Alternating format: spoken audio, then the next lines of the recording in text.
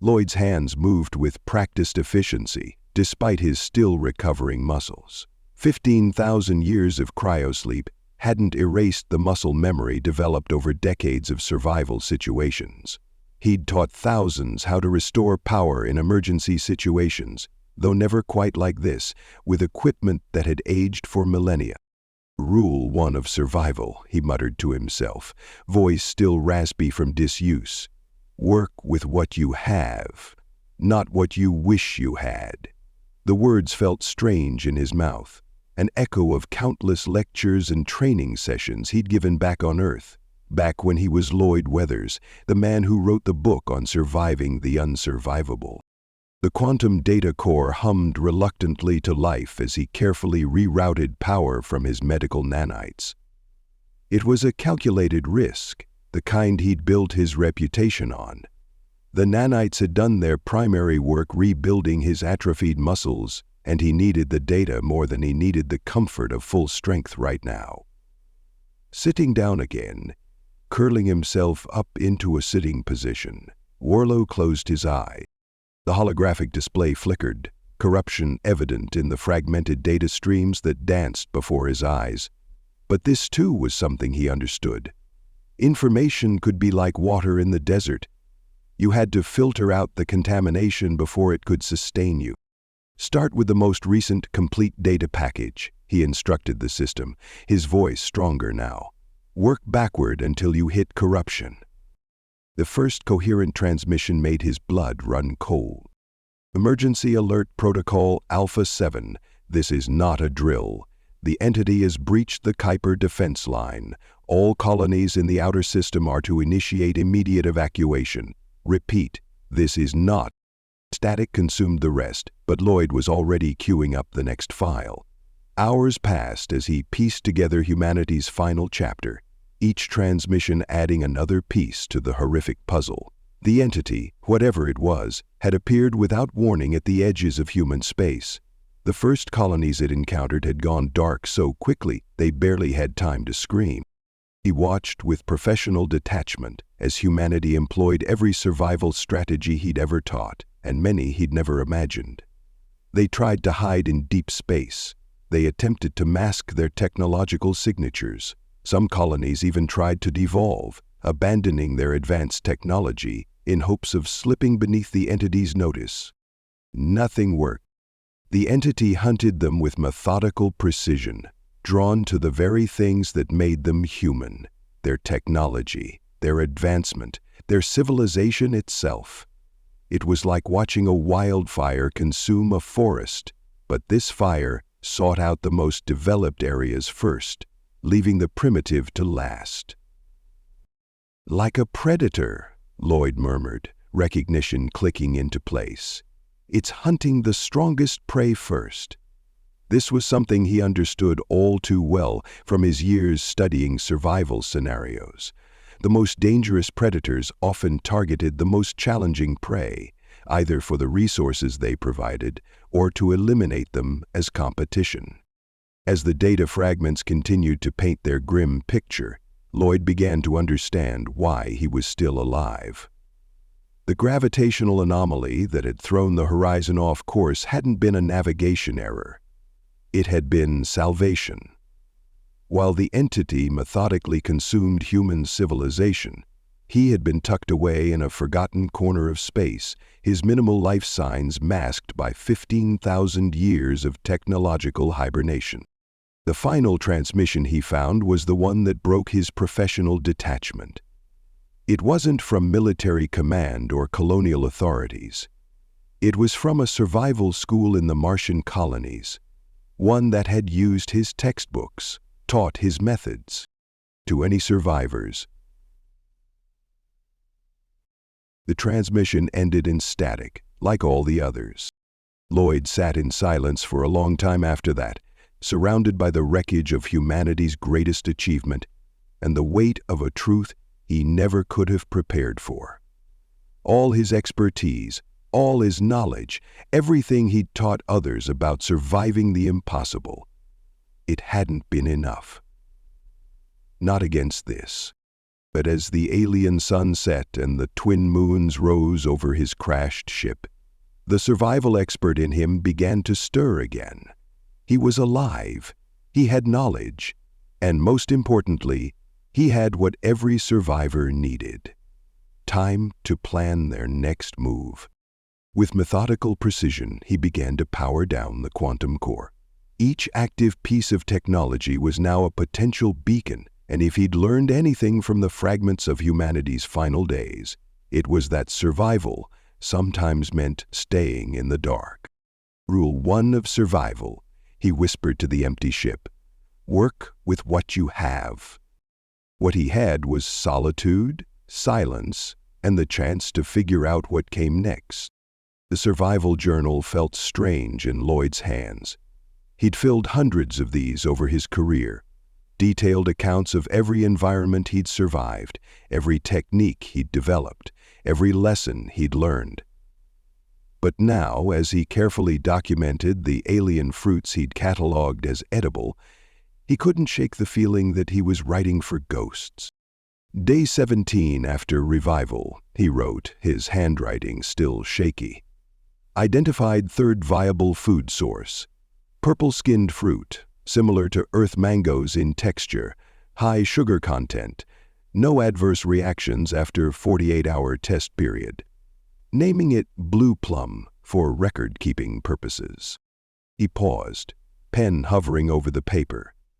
In the past, such discoveries would have been immediately shared with his students, added to survival manuals, disseminated to colonization teams. Now, his careful notes would probably never be read by another human being. The thought hit him harder than he expected. His hands began to shake, and for the first time in his professional life, he broke his own rule about maintaining emotional distance in survival documentation. At the bottom of the page, he added, "What's the point of surviving if you're the only one left?" Lloyd spent the next several days reviewing the recovered transmissions obsessively, his trained eye picking out details others might have missed. He saw how the colonies had tried to implement survival strategies he'd developed: scattered settlements, technological abstinence, nomadic patterns. He recognized his own words in their evacuation protocols, procedures he'd designed to maximize survival chances in hostile environments. None of it had mattered. The entity had adapted to every strategy, learned from every attempt at evasion.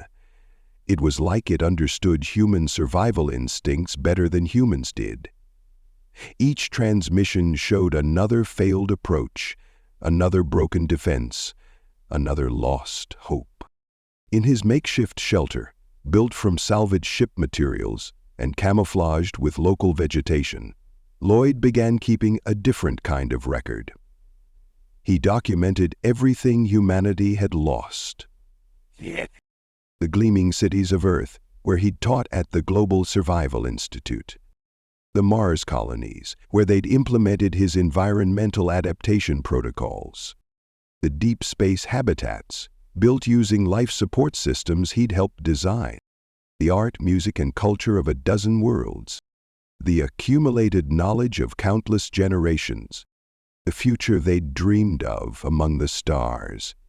The list grew longer each day as more memories surfaced through the haze of cryosleep. Each entry felt like another weight added to his chest, another crack in his professional demeanor. One evening, as the alien sun set and cast its orange light through the twisted wreckage of the horizon, Lloyd found himself talking to his old students. It was a habit he'd always warned against in isolation situations, anthropomorphizing the absence of human contact. But he couldn't help himself. "Remember when I taught you all about adapting to hostile environments?" he said to the empty air. "About how humanity's greatest strength was our ability to survive anywhere?" He laughed bitterly. "I never considered that might be our greatest weakness, too, that something might hunt us precisely because we were so good at surviving." The medical nanites in his system had finished their work, but they couldn't repair the psychological damage of his discovery. He knew the signs of isolation-induced depression. He'd literally written the manual on psychological survival in solitary situations. But knowing the symptoms didn't make them any easier to bear. He found himself spending hours staring at the ship's emergency beacon.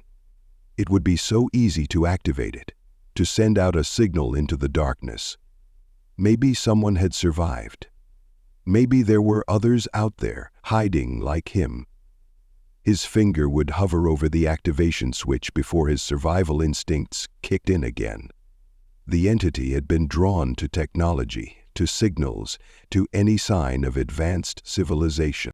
The first rule of evading a superior predator, he recited to himself, is to avoid drawing attention. But for the first time in his life, his expertise felt like a curse. He was surviving, yes, but at what cost? So far, the line had been profligate, as far as any worker had yet to climb. On the 20th day after his revival, Lloyd made a discovery that nearly broke him completely. In a sealed compartment of the ship's library, he found a copy of his own book, Survival in Extreme Environments, a Comprehensive Guide. The sight of his younger self on the back cover, confident and assured, made him physically ill. "What good is being the world's greatest survival expert?" he whispered to his past self, "if there's no world left to survive in." That night, he seriously considered deactivating his medical implants. It would be easy, a simple shutdown sequence, and then sleep. No more weight of being the last human, no more knowledge of humanity's end, no more survival. But even in his darkest moment, his training wouldn't let him give up. Survival wasn't just about staying alive. It was about carrying on, about keeping something alive, even if that something was just the memory of what humanity had been. As he sat in his hidden shelter, watching the twin moons rise over the alien sea, Lloyd began to understand that he was facing a test unlike any he'd trained for. This wasn't about physical survival anymore. It was about preserving what it meant to be human in a universe that had taken everything else away. The question was, did he have the strength to carry that burden alone? The sealed compartment in the ship's archives had survived 15,000 years of decay, protected by the same technology that had preserved Lloyd through his long sleep. As he carefully pried open its hermetic seal, a familiar scent wafted out. Paper, plastic, the chemical smell of preservation sprays, the smell of Earth. Inside, he found personal logs from the colonists, their hopes and fears preserved in both digital and physical form. His hands trembled as he lifted out a folder marked Colonial Group 7, Personnel Files. Inside was his own selection document, the words still crisp on the preserved paper. Lloyd Weathers, Primary Selection Factors, renowned survival expert, author of definitive texts on extreme environment adaptation. Psychological profile indicates exceptional resilience to isolation and ability to adapt to unprecedented situations. Note, subject's expertise may prove crucial if standard colonization protocols fail. He barked out a laugh that echoed through the empty ship. They'd chosen him because he was the best at surviving. Now that expertise had become both his blessing and his curse. Deeper in the compartment, he found Captain Rich's personal log. The final entry caught his eye. Selection committee made the right call with Weathers. Most of our colonists are specialists in their fields, terraforming, agriculture, engineering. But Weathers is different. He doesn't just understand survival, he understands adaptation. If anything goes wrong, he's the one who'll figure out how to keep humanity going. Lloyd set the log down carefully. "I'm sorry, Captain," he whispered. "I don't think this is the kind of survival situation any of us had in mind." As he continued through the archives, a pattern emerged in the documents. His selection hadn't been just about his survival skills. It had been about his ability to teach, to preserve knowledge, to help others adapt. He had been chosen not just to survive, but to help humanity survive. The realization hit him like a physical blow. He wasn't just living for himself. He was a repository of human knowledge, experience, and methodology. Everything he knew about survival, about adaptation, about maintaining humanity in inhospitable environments, it all needed to be preserved. Let's make sure. But preservation wasn't enough. It needed to be protected. Lloyd spent the next week carefully cataloging everything in the compartment, plus all the data he'd recovered from the ship's systems. Then, using techniques he'd developed for creating hidden caches in hostile territories, he began establishing a network of secure locations throughout the wreckage and surrounding area. He used only mechanical methods of preservation, no power signatures, no active technology. Each cache was carefully hidden using natural camouflage techniques, protected from the elements but virtually undetectable unless you knew exactly what to look for. The first cache contained technical data, ship schematics, colonial protocols, technological specifications. He hid it in a hollow he carved into one of the larger pieces of wreckage, sealed against the elements. The second cache held cultural information, literature, art, music, history. This he protected in a specially treated container, buried beneath a distinctive formation of rocks that only someone with his training would recognize as artificial. The third cache was his own knowledge, detailed journals of survival techniques, adaptation protocols, everything he'd learned about this alien world. He distributed this information across multiple locations, each one marked by subtle signs that would be meaningless to anyone else. As he worked, Lloyd began to understand something about survival he'd never taught in his classes. Sometimes, survival meant knowing when to stay hidden, when to wait, when to preserve, rather than persist. The entity was still out there somewhere. It had consumed Earth, the colonies, perhaps most of humanity. But it hadn't found him, and as long as he stayed dark, stayed quiet, stayed hidden, it wouldn't find what he was protecting either. On the 30th day after his awakening, Lloyd made his final entry in his current journal. Unclassified letters available written by Lloyd Mancrafton on August 20th. To whoever might find this. If you're human, if you're reading these words centuries or millennia from now, this is what we were. This is what we knew. This is what we dreamed. I don't know if there are others out there, hidden like me. I don't know if humanity will ever rise again. But I know this, as long as our knowledge survives, we survive. I'm going dark now, shutting down everything except the basic medical implants keeping me alive. I'll continue observing, recording, preserving, but only in ways that can't be detected. If there are others out there, if humanity has survived somewhere among the stars, maybe they'll understand why I chose to hide rather than reach out. This isn't the end of humanity, it's just humanity holding its breath, waiting for the right moment to emerge again. And if there's one thing I taught all my students, it's that sometimes survival means knowing when to hold your breath and when to let it out. This is Lloyd Weathers, last known survivor of Colonial Group 7, signing off. But not giving up, never giving up. He closed the journal and added it to the final cache. Then, methodically, professionally, he began powering down every piece of technology that might signal his presence to whatever was out there in the darkness between the stars. The alien sun set on a silent beach where a lone figure walked back to his carefully hidden shelter, leaving no tracks in the purple sand.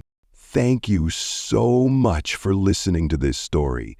I hope you enjoyed it a lot. If you did, please be sure to give it a like. Feel free to comment and share this story too. It helps the channel grow. Let's make this channel huge together.